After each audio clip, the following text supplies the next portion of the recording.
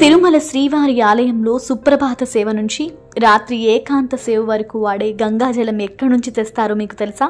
ఆకాశగంగా ఎలా ఉద్భవించిందో మీరు విన్నారా? కనీసం ఆ ప్రాంతాన్ని ఒక్కసారైనా చూసారా?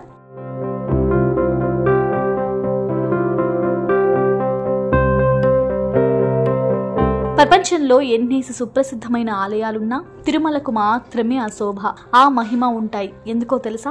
ఇక్కడ శ్రీవారికి జరిగే నిత్య కైంకర్యాలు, వాటిని స్వామివారి స్వయంగా దగ్గరుండి నడిపించుకునే తీరే ఇందుకు కారణంగా చెప్తారు. అందులో భాగంగా స్వామివారు తన భక్తుల ద్వారా తానే కొన్ని పనులు చేయించుకున్నారని, ఆ మహత్యం కారణంగానే ఇక్కడ అంతులేని పవిత్రత ఏర్పడి ప్రపంచ భక్తజనాన్ని విశేషంగా ఆకర్షిస్తుందని నమ్ముతారు శ్రీవారి భక్తులు.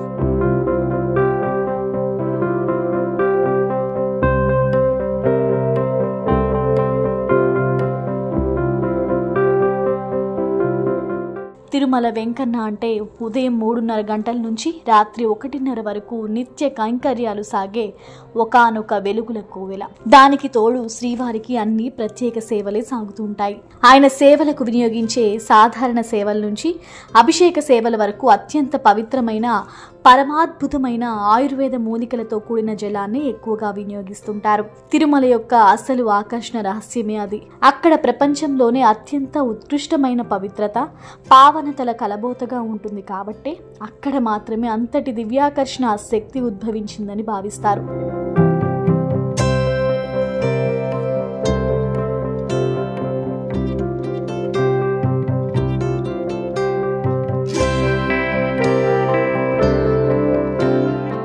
దానికి తోడు సాక్షాత్ ఆ మహావిష్ణువు కొలువైన ఇలవైకుంఠం కాబట్టి ఆ పాలకడలి వాసుడు ఇక్కడ మానవ రూపంలో కొలువై ఉన్నాడన్న ఆలోచనతో ఆయనకు ఏ కొరత కూడా లేకుండా ఇక్కడ తొలినాటి నుంచి శ్రీవారికి చేసే కైంకర్యాలకంటూ ఒక కొలమానం ఉంటుంది.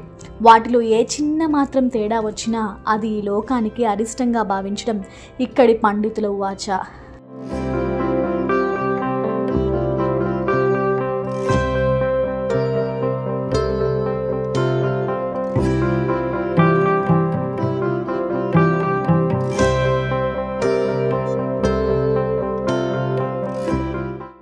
ఇది ఎప్పటి నుంచో కూడా తిరుమల నంబి కాలం నుంచి వస్తున్న అశేష విశేష ఆచారం. స్వామివారంటే ఈ భూమిపై వెలిసిన నిత్యోత్సవ, వారోత్సవ, పక్షోత్సవ, మాసోత్సవ, వార్షికోత్సవ అన్నట్టు అన్ని ఉత్సవాలే.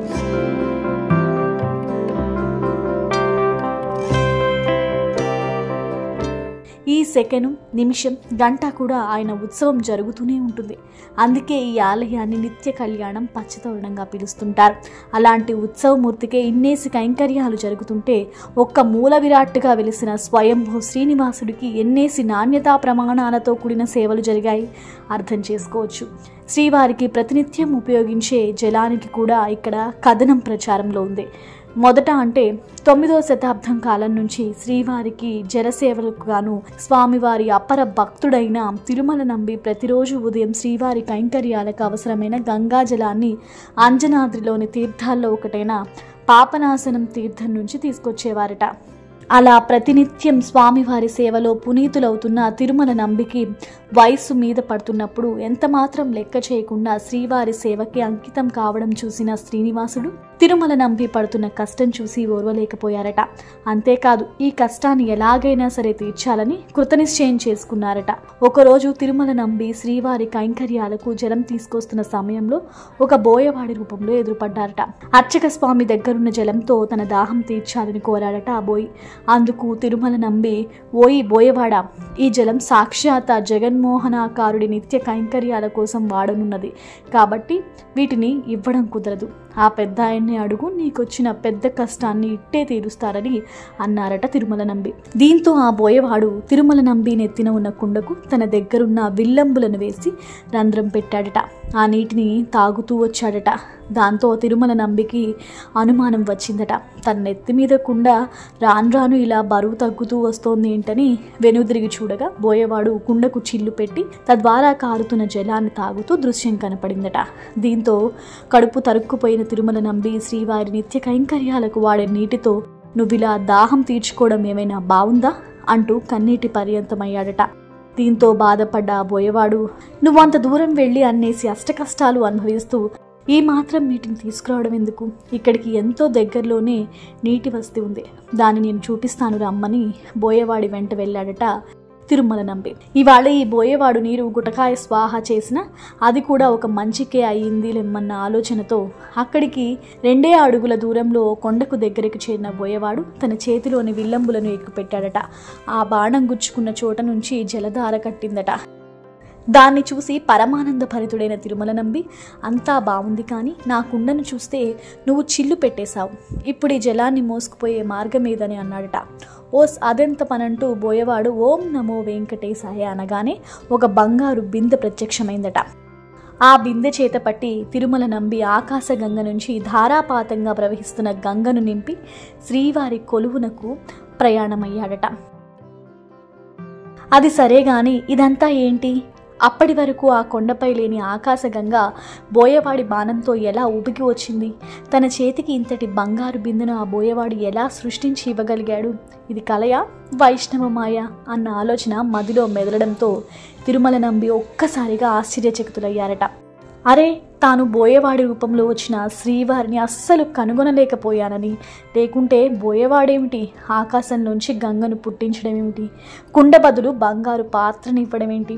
ఇది స్వయంగా ఆ వెంకటనాథుని పనే, కష్టాలు వచ్చినప్పుడు కడతీర్చే ఆ పెద్ద ఆయన పనే అనుకుంటూ ఆనందంగా ఆనంద నిలయానికి చేరాడట తిరుమల నంబి.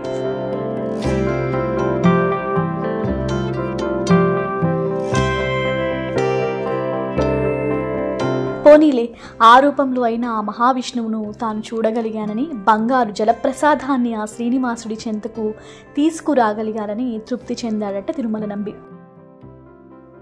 అలా ఆనాటి నుంచి ఆకాశగంగ తీర్థం నుంచి పవిత్ర జలాన్ని స్వామివారి కైంకర్యాలను ప్రతినిత్యం వాడడం మొదలుపెట్టారట.